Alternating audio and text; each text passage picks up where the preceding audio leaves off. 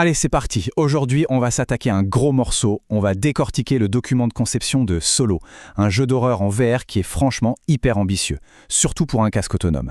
La question, c'est comment on fabrique une expérience vraiment terrifiante quand on a autant de contraintes techniques. Eh bien, c'est ce qu'on va voir ensemble. Dès le départ, le jeu nous met dans l'ambiance. Cette phrase, ce n'est pas juste une petite accroche marketing. Non, c'est la promesse et en même temps la menace qui est au cœur de toute l'expérience. Chaque pouvoir, chaque chose qu'on va découvrir aura un impact. Et cet impact sera lourd.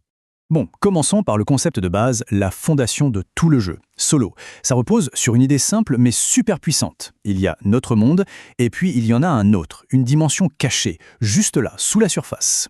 Et attention, on n'incarne pas un simple kidam qui tombe là-dessus par hasard. Non, on est une sentinelle. Ce rôle, il est super important parce qu'il nous isole tout de suite. On est la seule personne à voir la vérité, ce qui nous charge d'une énorme responsabilité. On est seul, entre deux réalités. Ok, donc on a ce monde caché. Mais comment on fait pour interagir avec ? Le jeu s'appuie sur un outil universel, la lumière. Une idée simple, en apparence, mais derrière, techniquement, c'est un vrai casse-tête à mettre en place. Et voilà le cœur du problème pour les développeurs. Tenter d'afficher deux mondes en même temps sur un casque mobile comme le Quest 3, c'est la recette parfaite pour que le jeu rame à mort et que ça devienne injouable. Il fallait donc trouver une solution bien plus maligne que la force brute. Et la voici, cette solution. C'est un petit tour de magie technique qu'on appelle le Custom Stencil Buffer. L'idée, c'est qu'au lieu de calculer et de dessiner deux scènes complètes, le jeu utilise une sorte de pochoir numérique. La lampe de poche, en fait, elle ne fait que peindre sur ce pochoir et c'est lui qui va dire aux objets cachés « Ok, c'est à toi, deviens visible ». Alors si on décompose le truc, ça se passe en 3 étapes toutes simples. D'abord, l'objet est bien là dans le jeu, mais il est invisible, comme en veille. Ensuite, le faisceau de lumière passe dessus et agit comme un marqueur. Il écrit une information sur cette couche invisible, le fameux stencil. Et enfin, le matériau de l'objet, lui, est programmé pour réagir à cette information et hop, il apparaît. C'est une méthode incroyablement économe pour créer une illusion super puissante. On y revient, à notre phrase du début. Parce que voir ce monde caché, utiliser cette lumière, eh bien ça a un coût. Et ce n'est pas une simple barre de vie qui descend. Non, c'est la santé mentale qui en prend un coup. Ce qui est génial ici, c'est que le jeu ne nous affiche pas une jauge de folie à l'écran. Il nous la fait ressentir directement, en manipulant nos sens. La vision se rétrécit, les sons se transforment en murmures menaçants, les murs se mettent à onduler, et en VR, où nos sens sont complètement émergés, l'effet est décuplé. Le jeu ne montre pas la folie, il la simule. C'est bien plus terrifiant. Maintenant, on va aborder l'un des points les plus brillants de ce projet.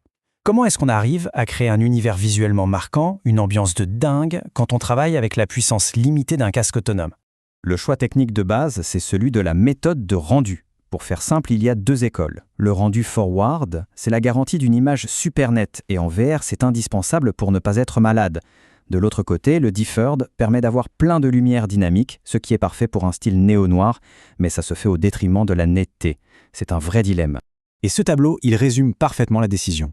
La clarté et le confort de l'expérience l'emportent sur tout le reste. Le choix du rendu forward, c'est un choix pragmatique. On sacrifie un peu de liberté artistique pour garantir que le jeu soit jouable et agréable. Mais c'est là que les développeurs ont eu un coup de génie.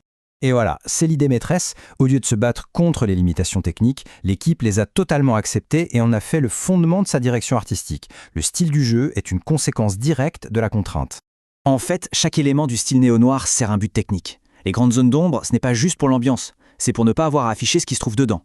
Les rues qui brillent sous la pluie, c'est un effet visuel très efficace et peu coûteux en ressources. La majorité de l'éclairage est fixe, cuit dans le décor, ce qui libère toute la puissance pour la seule lumière qui compte vraiment, celle de notre lampe torche.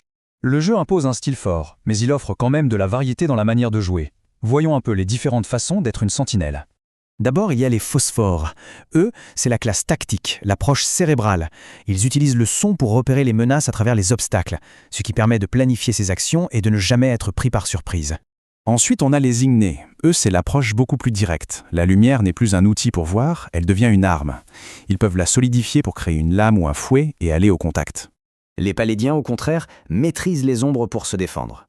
Ce sont les tanks du jeu, capables de créer des vortex d'obscurité pour absorber les coups et même les renvoyer à l'expéditeur. Et pour finir, la classe la plus risquée, les luminants. Ce sont des manipulateurs qui utilisent des flashs de lumière pour semer le chaos, étourdir les ennemis ou même les forcer à s'attaquer entre eux. Le problème, leur pouvoir a un coût énorme sur leur propre santé mentale. C'est le style de jeu à haut risque mais à haute récompense. On approche de la fin et c'est là que le design de Solo devient vraiment dérangeant.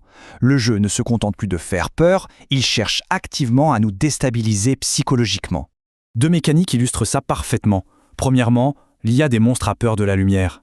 Ce ne sont pas juste des sacs de points de vie qui foncent dessus. Non, ils se cachent, ils nous contournent. Ça crée un jeu du chat et de la souris hyper angoissant. Et puis, il y a l'architecture non euclidienne. On avance dans un couloir, on fait demi-tour, et le couloir a disparu. C'est le meilleur moyen de détruire tout sentiment de sécurité. Mais le document de conception garde le pire pour la fin. Qu'est-ce qui peut bien être plus effrayant que des créatures qui se tapissent dans l'ombre, ou des lieux qui défient la logique? L'idée que l'horreur n'est pas juste un élément du décor, mais qu'elle est consciente de notre présence, de la présence de la personne derrière le casque. C'est là que le jeu veut faire basculer les choses. Et voilà le coup de grâce, l'idée ultime. Le jeu va utiliser les caméras du casque de réalité virtuelle pour faire apparaître son boss final non pas dans les décors du jeu, mais directement dans notre propre salon, superposé à notre réalité. On termine donc sur cette question absolument vertigineuse qui pousse l'immersion à son paroxysme. Quand l'horreur arrive à s'échapper de l'écran pour envahir notre propre monde, où est-ce qu'on peut bien se cacher ?